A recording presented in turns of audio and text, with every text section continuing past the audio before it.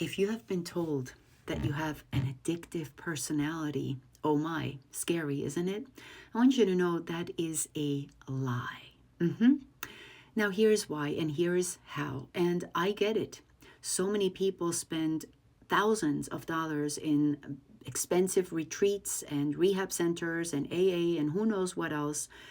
And of course, the propaganda keeps going that they have an addictive personality or they're weak or they don't have enough willpower, self-discipline. Again, that is a lie. Now, yes, I agree that the long-term ramifications of this behavior that you no longer want are not useful. I get that, and that's not a problem. We can help you get rid of that addiction, but first of all, let's call it what it really is. Instead of giving it a big scary name, how about we just call it's an unwanted behavior or habit? That will be much more accurate. And if this really were true that you have an addictive personality, then Susan Urban hypnotherapy wouldn't work.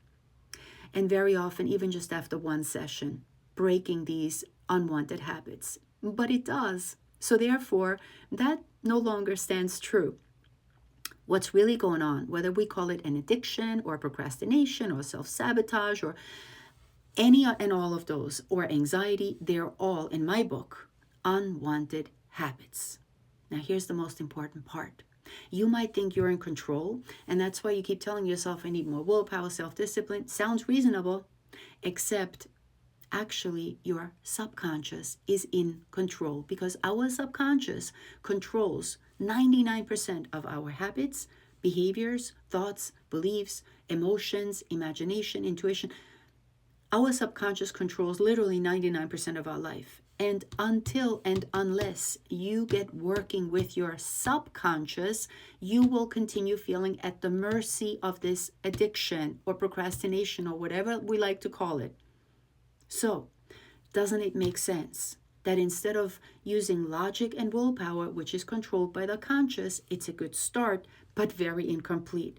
When you get working with your subconscious and you use a system that actually works, first important thing about the system is understanding there is such a thing as the conscious and the subconscious, and they both have different responsibilities.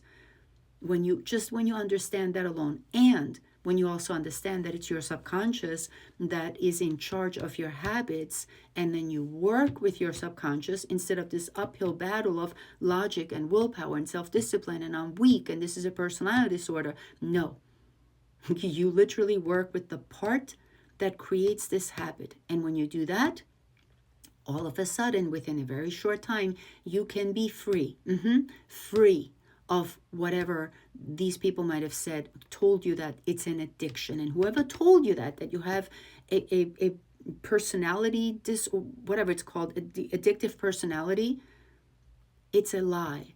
And this person clearly doesn't know how to help you. And instead, they're frightening you and scaring you. And of course, when we are scared as human beings, we sometimes believe these things. And I'm here to tell you, not true.